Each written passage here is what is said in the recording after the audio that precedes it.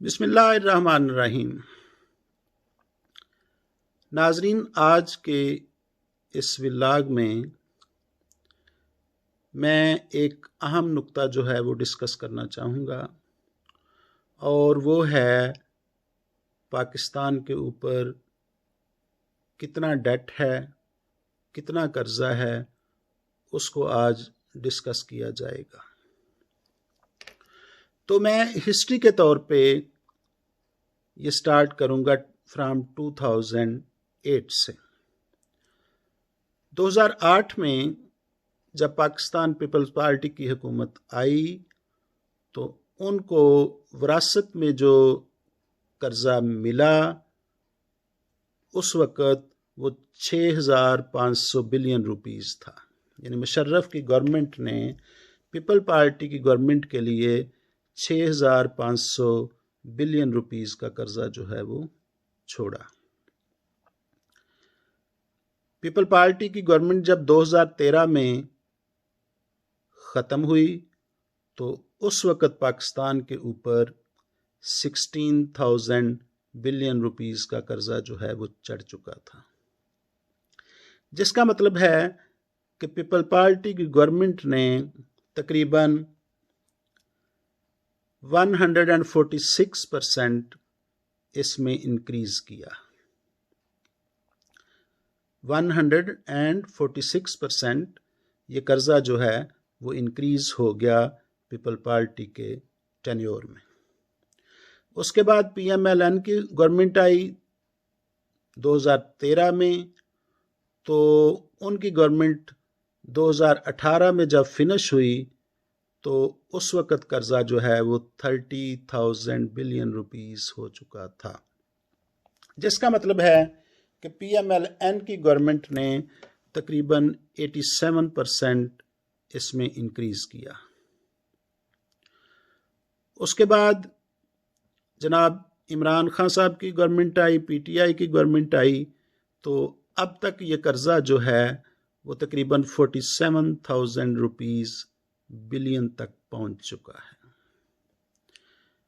जिसका मतलब है कि तकरीबन 17,000 नेट इंक्रीज हो चुका है पाकिस्तान के कर्जे में, जो इन 3 सालों में, अभी गवर्नमेंट में 2 साल बाकी हैं, तो इस तरह इन्होंने 57% कर्जा जो है वो इंक्रीज कर दिया है। अब PMLN की गवर्नमेंट जो है वो ये हमेशा क्लेम करती है कि हमने 10,000 मेगावाट बिजली जो है वो प्रोड्यूस की थी, लिहाजा उसके लिए हमें कर्जे जो है वो लेने पड़े, हमने बिजली के प्रोजेक्ट्स जो हैं वो लगाए थे। जबकि मौजूदा गवर्नमेंट कह रही है कि हमने ये कर्ज जो लिया है वो बेसिकली पिछली गवर्नमेंट्स के कर्ज उतारने के लिए ले रहे हैं ये कर्ज। अब यहाँ पे बड़ा दिलचस्प क्वेश्चन पैदा होता है कि क्या कर्जे जो हैं वो कर्जा लेके भी उतारे जा सकते हैं? मालूम नहीं ये गवर्नमेंट किसको बेवकूफ़ बनाना चाह रही है। कभी भी कर्जा लेके कर्जा नहीं उतारा जाता, क्योंकि जब भी नया कर्जा लिया जाता है तो वो इंटरेस्ट पे मिलता है, वो सूद पे वो कर्जा जो है वो मिलता है। तो बेसिकली जो सूद की जो अमाउंट होती है उतने से वो कर्जा जो है वो इंक्रीज हो जाता है। अब यहाँ पे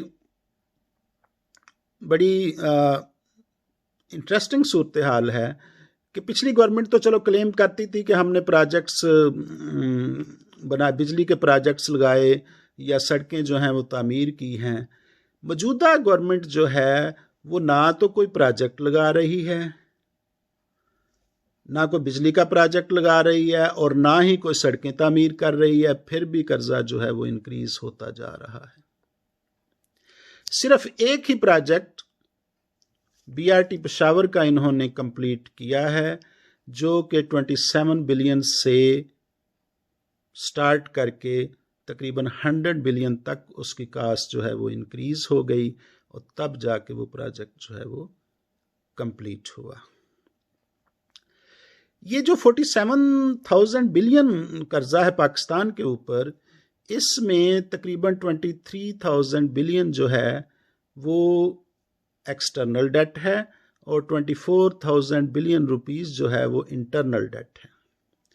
एक्सटर्नल डेट का मतलब है कि बाहर की गवर्नमेंट से जो कर्जा लिया जाता है, जबकि इंटरनल डेट का मतलब है कि इंटरनल क्रेडिटर्स से कर्जा लिया जाता है, जो अपने ही मुल्क में रहने वाले हैं उनसे कर्जा जो है वो लिया जाता है। तो वो है तकरीबन 24,000 billion rupees.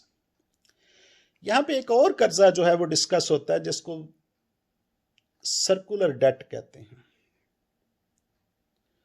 Circular that means गर्दशी कर्जा। ये क्या है, इसको भी समझना बहुत जरूरी है। ये कर्जा बेसिकली सब्सिडीज की शक्ल में है। गवर्नमेंट जो है वो एक किस्म का डिस्काउंट प्रोवाइड करती है पब्लिक को। ये मेनली ये कर्जा जो है ये बिजली की डिस्ट्रीब्यूशन के हवाले से है। ये सब्सिडी किस मद में देती है?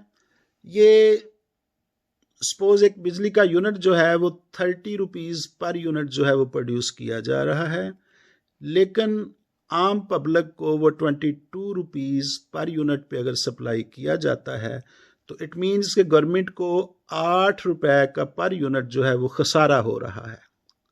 लेकिन गवर्नमेंट ने ये अमाउंट जो है वो पे करनी होती है डिस्ट्रीब्यूशन कंपनीज को, जो कि प्रैक्टिकली पाकिस्तानी गवर्नमेंट जो है वो डिस्ट्रीब्यूशन कंपनियों को नहीं पे कर पा रही।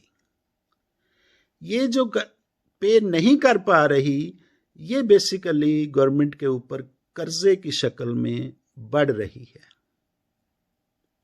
ये अमाउंट, ये जब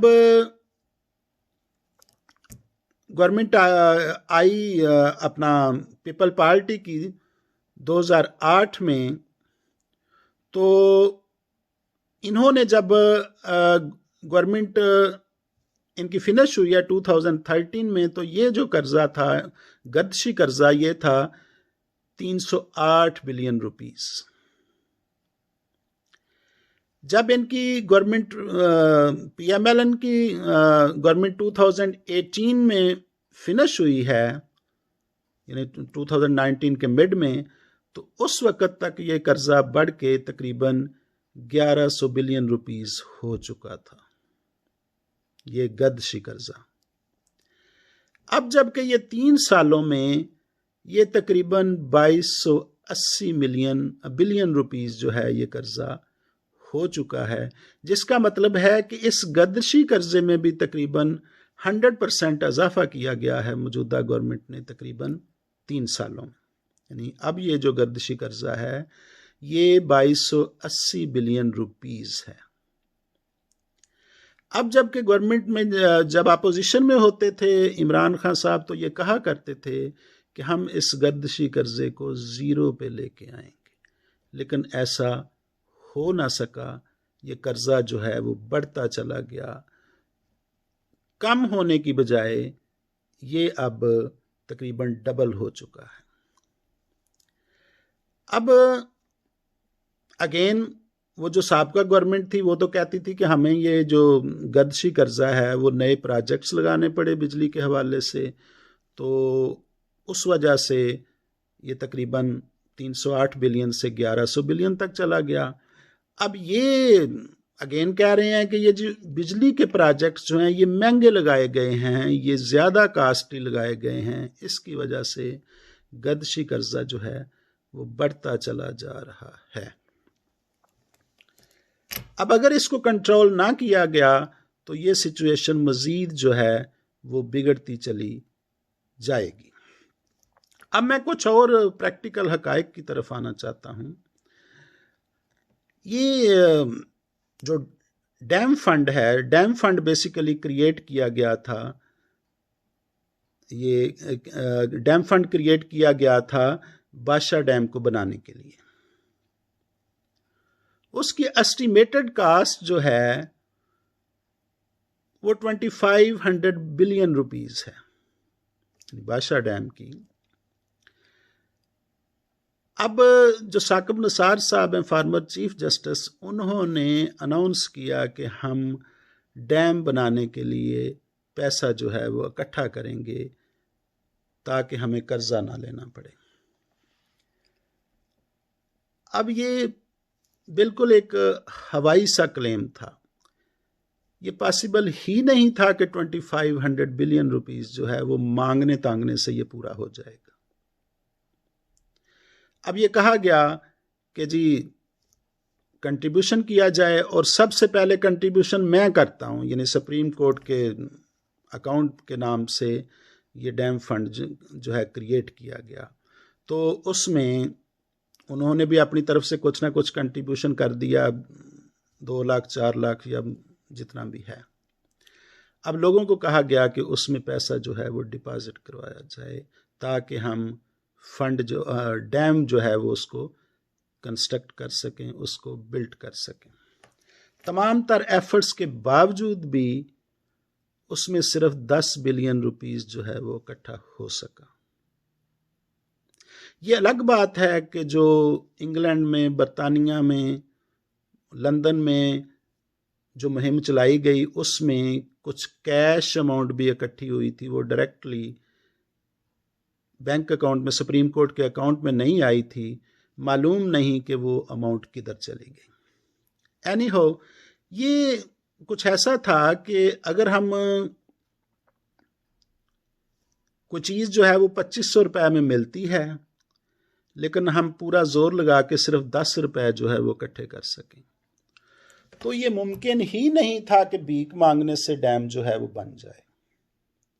लिहाजा इस स्कीम ने अल्टीमेटली फेल होना ही था। अब वो जो 10 बिलियन इकट्ठा हुआ था, 10 अरब रुपया इकट्ठा हुआ था, उसका भी आज तक पता नहीं चल सका कि वो किधर गया। कभी गवर्नमेंट ये कहती है कि वो हमने इन्वेस्ट किया हुआ है कहीं, कभी कहती है कि वो हमने गवर्नमेंट के कुछ अखराजात पूरे करने के लिए उसको स्पेंड कर लिया है, कंज्यूम कर लिया है। अब वो 10 बिलियन का भी चूना जो है वो लग चुका है पब्लिक को। इसका मतलब है कि ये महज एक शोशा था। पता उनको भी था। जब बाद में, जब रिटायरमेंट के बाद साकिब निसार से पूछा गया कि वो डैम फंड का क्या बना, तो उन्होंने कहा कि ये तो अवाम के लिए महज एक हिजान पैदा करने के लिए हमने ये डैम फंड क्रिएट किया था। अदरवाइज हमें भी पता था कि ये मांगने से ये डैम जो है वो बन नहीं सकेगा। तो सामीन, ये जो बार बार कर्जे की बात की जाती है कि हमने दूसरी, यानी पिछली हुकूमतों के कर्जे उतारने के लिए ये सारे हम कर्जे ले रहे हैं, ये इंतहाई यानी घटिया बात है। मुझे नहीं पता कि ये किन लोगों को बेवकूफ़ बना रहे हैं। जो इकोनॉमिक्स को जानते हैं, बल्कि एक आम आदमी जो है वो भी इस बात को समझता है कि ये हो ही नहीं सकता कि कर्जा लेके कर्जा जो है वो उतारा जाए। तो मैं अपनी ख़ास तौर पे यूथ को ये बताऊंगा कि इस तरह की बातों में ये डैम फंड का जो चूना लगाया गया है, कभी भी ऐसी बातों को फॉलो नहीं करना चाहिए, बल्कि हमें ये देखना चाहिए कि क्या जो भी ये शोशा छोड़ा जा रहा है पैसे इकट्ठे करने के लिए, क्या प्रैक्टिकली इसकी इम्प्लीमेंटेशन होना मुमकिन है या कि नहीं। हमें ये देखना पड़ेगा कि कितनी अमाउंट जो है वो रिक्वायर्ड है। जब 2500 बिलियन रुपीस रिक्वायर है, तो फिर ये हो ही नहीं सकता कि हम $1000 ओवरसीज वाले भेज दें, या 10,000 रुपया जो है वो पाकिस्तान से इकट्ठा हो जाए, या 20,000 रुपया कोई पाकिस्तान से कंट्रीब्यूशन कर दे कोई भी इंडिविजुअल, और वो 2500 बिलियन रुपीस इकट्ठा हो जाए। That's not impossible. तो हमें हकायक जो है उनको मद्देनज़र रखना चाहिए। महज हवा में हमें तीर जो हैं वो नहीं चलाने। तो ये एक एनालिसिस था डेट के हवाले से। अगर आपको पसंद आए तो प्लीज़ इस वीडियो को सब्सक्राइब करना। थैंक यू, शुक्रिया।